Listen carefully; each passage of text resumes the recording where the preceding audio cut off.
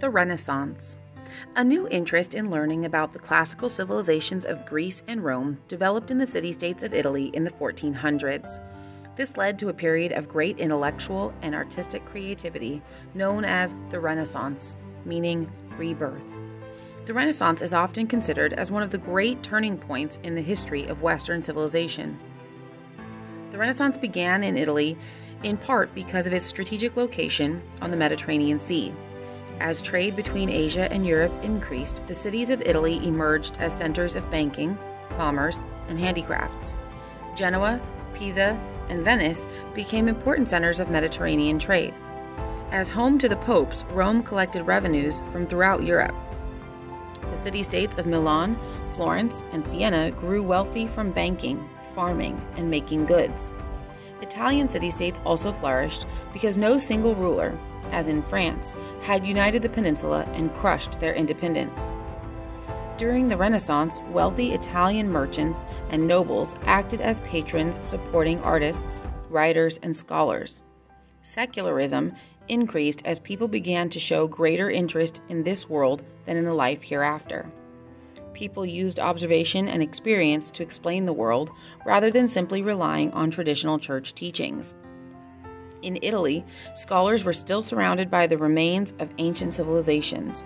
They were impressed by the achievements of pre-Christian artists and thinkers.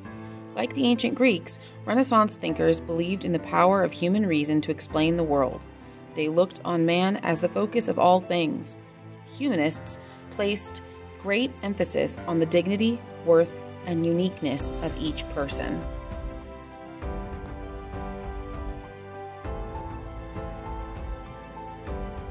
The impact of the Renaissance. Renaissance artists, architects, scholars, and writers and scientists created a legacy of achievement that still influences us today. The artistic impact. Painting and sculpture. Before the Renaissance, art in Italy was greatly influenced by Byzantine styles. Religious paintings were highly decorative, often with gold and jewels, but appeared flat and unlifelike. Figures often floated in space without shadows. The size of a figure was based on its importance, not where it was placed in the picture. In the 1300s, the painter Giotto, 1267 to 1337, had already astonished Italians by painting in an entirely new style, using scenes with figures in lifelike space. Giotto's figures stood firmly on the ground, became smaller as they receded in space, were given depth by realistic shading, and showed emotions and gestures.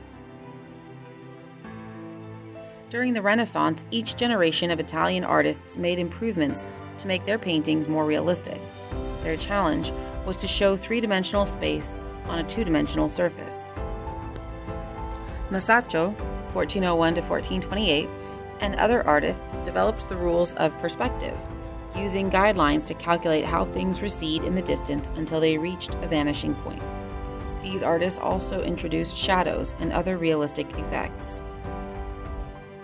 Italian painting reached its peak during the High Renaissance with the paintings of Leonardo da Vinci, Michelangelo, and Raphael.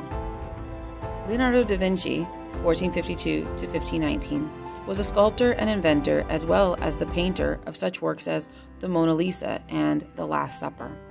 Da Vinci discovered how to use shadowing and blurred lines, especially on the eyes and mouth, to make his subjects appear incredibly lifelike.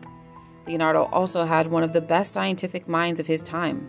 To understand human anatomy, he dissected human corpses. His notebooks include designs for a parachute and machine gun.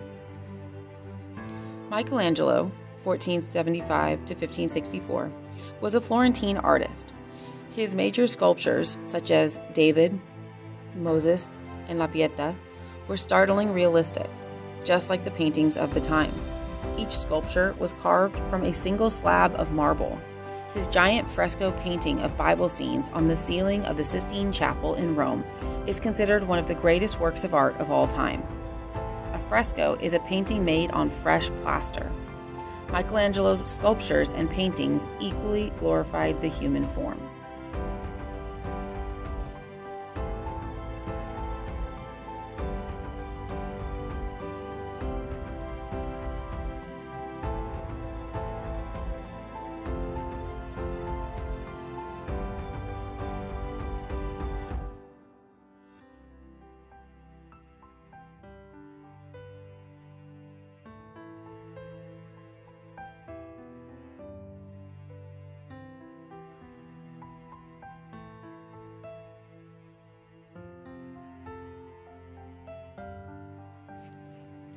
The artistic impact, architecture.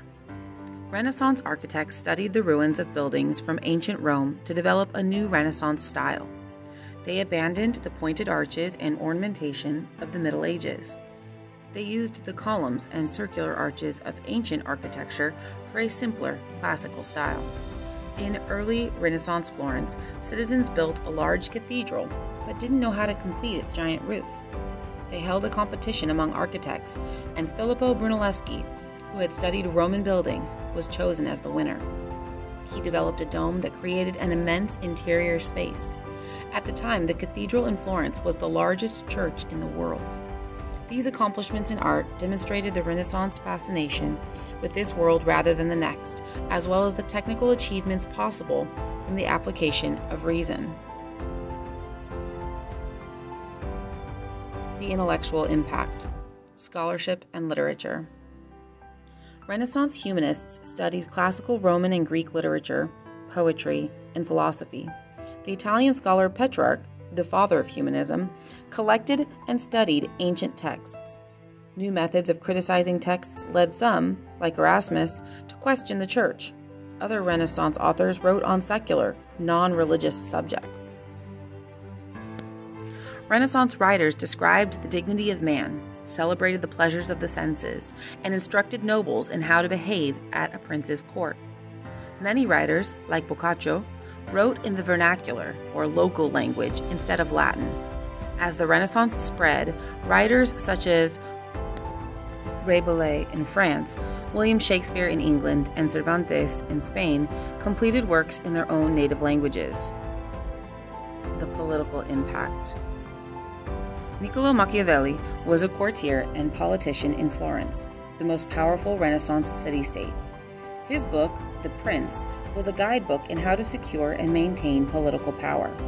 Machiavelli argued that the most successful rulers were not those who acted according to laws or conscience, but those who were willing to do whatever was necessary to hold power. The end justifies the means.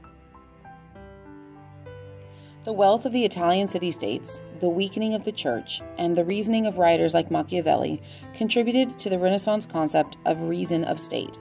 Rulers justified taking whatever measures they needed to strengthen their state in order to survive. They collected taxes and raised armies, often by hiring professional soldiers. They also exchanged ambassadors, creating modern diplomacy. Rulers in larger states like France soon copied these practices. The economic impact. Renaissance ideas and products quickly spread all over Europe. People strove to improve their material conditions, while the wealthy accumulated more luxury goods. This encouraged an increase in trade, a greater variety of products, especially clothes, foods, wines, and furnishings, and the growth of cities. The intellectual impact, science and technology. The Renaissance spirit of inquiry also led to important discoveries in science. The Church taught that the Earth was the center of the universe. Nicholas Copernicus, 1473 to 1543, a Polish scientist, took careful measurements that led him to conclude that the Earth orbited the Sun. His work was banned by the Church since it opposed Church doctrine. Galileo Galilei, 1564 to 1642, was a famous Italian scientist. His studies of motion laid the foundation for modern physics. Galileo's observation with one of the first telescopes strengthened his belief in Copernicus' theory. Charges were brought against Galileo by the Catholic Church. He was told he could no longer publicly state that the Earth moved around the sun. In 1632, he was ordered to appear before the Inquisition in Rome. At his trial, he was found guilty and was confined to his home. Gutenberg's revolution in printing. For thousands of years, Europeans had copied all of their scrolls and books by hand. Most of these works were found in monasteries and church libraries.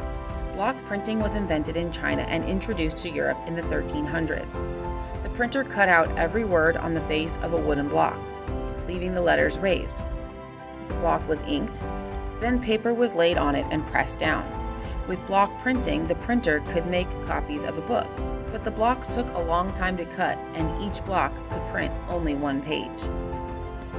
Johannes Gutenberg developed a printing press with movable type in Germany around 1450. Gutenberg created individual letters of metal, which were held together in a frame. The type for each page could then be broken down and reused. It was much easier to reset type than to carve an entirely new wooden block.